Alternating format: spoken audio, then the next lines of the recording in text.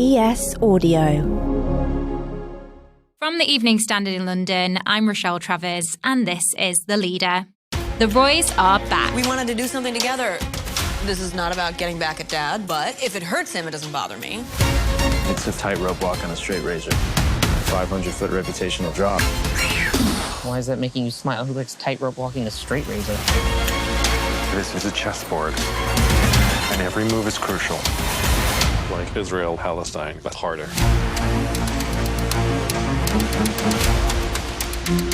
The first episode of the final series of Succession has just landed. This season, we'll find out the fate of Waystar Royco and who will ultimately come out on top. As any fan knows, nothing is off limits, and there's plenty of time for multiple twists in the story. Everyone is still a contender to take over the company, or create their own empire, and essentially win the rat race. Kendall, Shiv, Roman, Tom, Connor, Jerry, and yes, even cousin Greg. It literally could be anyone. But with Logan Roy, all we do know is things won't be straightforward, there'll be numerous high-stake deals right up until the end, and he'll be dropping plenty of F-bombs along the way.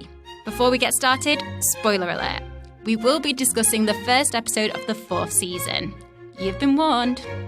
Joining me now to discuss all things Succession are the Evening Standard's Acting Features Director, Martin Robinson, and culture writer, Elizabeth Gregory. So, to get things going, let's just talk about where we left off in Season 3. At the end of Season 3, the 3 youngest kids, Kendall, Shiv and Roman, they join forces, and their idea is to try and stop their dad from selling to Gojo. Because if they do, then it means that one of them won't be able to take over the business in the future. But Shiv calls Tom and tells him about the plan, and he betrays her and tells Logan. And then Logan joins forces with Caroline, who is Shiv's is the kid's mom, and sort of gets ahead of the kids so that they can't Outmaneuver, kind of. Exactly. Yeah. The whole series, we've had the 3 kids sort of at war, separated, trying to battle, and now for the first time they've actually come together and realised they can be more powerful as a 3. But of course, Logan, sneaky that he is, has already kind of gazumped them. But I believe that that's the way that we start into Season 4, that's the way the power dynamics are working. And particularly interesting is Tom now, who's kind of betrayed his wife and they're sort of separated, and he's now is firmly aligned with Logan, who was always, I think, his hero for the entire sort of duration thus far. Yeah, and when he betrayed Shiv, it just showed that kind of from the beginning he's been with Logan rather than with Shiv, which was why it was such a kind of Judas moment. And then at the end, he goes over and he kisses her as well, which like kind of pushes that idea even further forward. And Elizabeth, you've seen the first episode of the new series. What are some of the key moments from that? Yeah, so it was kind of, if you've watched the trailer, there's nothing more that you learn. So it's basically an extended version of that. And I thought that was really clever that they did it that way, because you sort of are thrown back into the motion of everything. It picks up about a month later, but without giving away any major kind of plot twists or anything. So you're back with the kids, they're still working together to try and, this time they're building something new. It's called the 100, and that's their kind of new project. But then at Logan's birthday party, there's one member of the Pierce family there. And they're thinking, okay, so why is this happening? And they realize that Logan is trying to buy Pierce. And they think, okay, well, rather than go ahead with this 100 project that they've been working on, and, you know, Kendall's all like fist pumping, like, yo, I want to make a business, like, and then Roman is still swearing and being weird. Shiv's like on a call somewhere. But anyway, they decide that they would also like to buy PGM because they want to take on their dad. I think they're a bit wobbly with this whole the 100 business. So that's how it kind of, the new episode sets up. It's once again the kids versus their dad, but this time rather than it be about Gojo, it's about the Pierces. Just sort of more big picture than with the final season. What are some of the big moments that will have this series?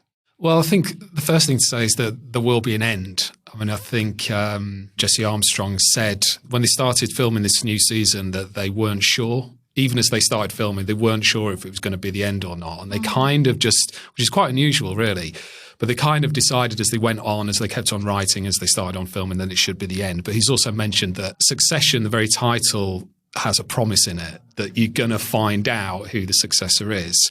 So it's going to have something, but they've also been flagging that, not everything is going to be resolved. And I think in the world of Succession, you're not going to have like an amazing happy ending to all this. It's going to be like, probably dark and weird and leave a lot, left hanging. But there's definitely going to be someone. Who that is the big question. I mean, I don't know. I know I've got some theories. Go on.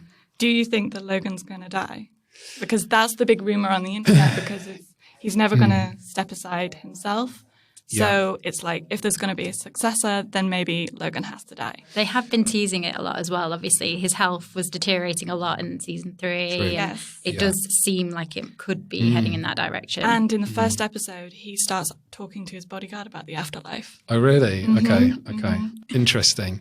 I mean, that could be the end. I mean, in some ways that would be quite unsatisfying, because that's just the end and someone has to fill in, and it's just going to be someone from the board, the next higher up. Do you know what I mean? Rather than him deciding who's worthy or making that appointment. So it could be, I mean, I don't know. My personal, if we're going to go into theories, my personal one is that I think Kendall, because I think it's always been his story. I think the first episode and the first season almost is very much about him trying to get that power and failing, and obviously it all going terribly wrong and him getting involved in tragedies. But it's kind of always, if there's anyone who's central, it's him. And I sort of feel like my instinct is it's going to be him, but everything around him will be destroyed. So he won't have a family. He won't have anything left. So it'll kind of be like the worst kind of like Pyrrhic victory, where he might technically have that title, but what's it worth? Like Michael Corleone in the Godfather films, where he has ultimate power, but he ends up completely alone and just a cold, worthless human being. I think it might be that. Yeah, it's definitely probably going to have themes of that, because that's what the whole series has always been like. At what cost does this power come with, and how like dysfunctional their family is essentially as well. There is the possibility that despite the title, Logan remains on top, which we've seen it happen multiple times already as well throughout the series. Yeah. Could that also be like the possibility that no one does like actually succeed in the end? Could be, yeah. Or it could be sort of, it could be one of those willfully annoying ones where, like Tom, for instance, could be the ultimate winner, where Logan is still alive, but Tom, who's always been his sort of like sycophant and has now maneuvered himself and sort of betrayed, his wife, and he's now in prime position. It could be like him, just to annoy the children. He doesn't have the power for that. I know, but it's like Jerry has more power than Tom. I just feel like Tom, I don't know how he even got that high up. I know, but this is it. It's all those kind of like backroom little snidey little betrayals where someone completely inappropriate can get into the ultimate position of power. I'm not ruling out Greg. Yeah, Greg. Yeah, Tom and Greg. You know what? On your point about it all started with Kendall, the first episode is Greg starting. It's Greg coming in. Oh yeah. So cousin Greg. God. It might be. Yeah, you can sort of. No, it can't be. It can't be. It can't be Greg. But can't be Greg alone. Another big rumor on the internet is whether Greg will overtake Tom and become Greg's Greg, and whether there's going to be a power switch there. Because at the moment, it's very much like Greg just panders after Tom. Yeah. But I think there could be a switch. Let's go to the ads. Stay there to hear Martin Robinson and Elizabeth Gregory on what else to expect from the final season and the secret to Succession's success.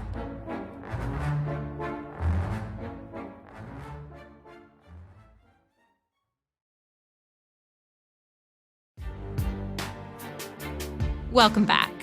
Still with me are the Evening Standard's Martin Robinson and Elizabeth Gregory. Martin, you've interviewed Alan Ruck, aka Connor Roy, for the paper. What did he have to say about the final season and what to expect? I mean, obviously I was kind of listening very closely for any kind of cues. So he told me about the last scene that he filmed, which is not to assume that they film it all in chronological order, although it seemed, because they're talking about how the show evolves naturally, there must be some association, must be vaguely chronological. He said that his final scene was with his siblings, half-siblings, and his wife, Willa, So they're all still alive, as far as I'm aware. So none of them are going to die. So I thought that was interesting. He said that obviously Connor is still trying to be president and running a presidential campaign, which looks like a complete disaster. I don't think he will actually become president in this. Other than that, he didn't really offer too many other hints. He was talking mainly about sort of like how sad and gutted the whole cast are. And they kind of, so they when they first learned about it back in June at the first table reading for the cast when they went through the scripts. And Jesse Armstrong sort of said, I think this is going to be the end. He didn't say definitely. He just said, I think this is going to be the end. But he said that they all took it to mean it's going to be the end. But then they kind of just got into the filming and kind of got carried away with it and just kind of did the job. And it was only when they had like 6 weeks left at Christmas did it all kind of like sink in. They started to be like, oh my God, this is really actually going to be the end.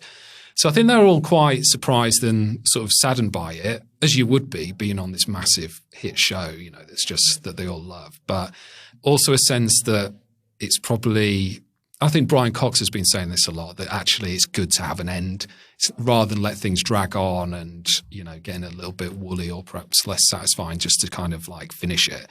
And I quite admire that in a series. What would you say is the key to Succession's appeal and success? I think there's definitely an allure in seeing how the mega rich live. Just on that level, on the houses, the cars, the suits, the way they dress, the whole presentation of that world is really interesting and has that natural sort of fascination and even appeal, I think, if we're honest about it. Like, imagine having that money, imagine being able to go off on a helicopter to play a game of baseball, you know, all that kind of stuff is there.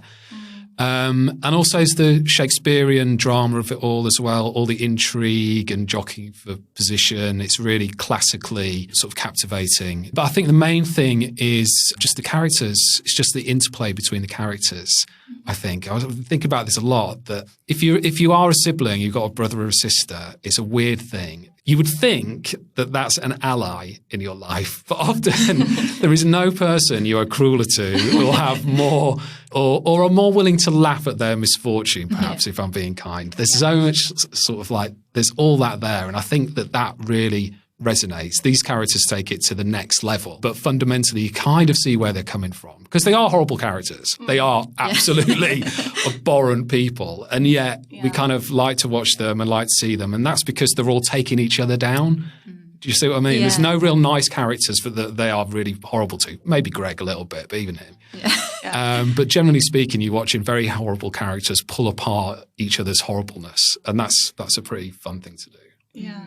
Do you think it's also that they kind of lean into parts of us that we all have? So I'm sure that if we weren't kind of constrained by society in the way that they're not, because basically money means that they don't have to kind of abide by normal rules. A lot of people would be saying, like, you know, F off and stuff like this, and having much more brutal conversations. So in a way, I think people watch it and like it because it taps into that like darker part of our sense of humor.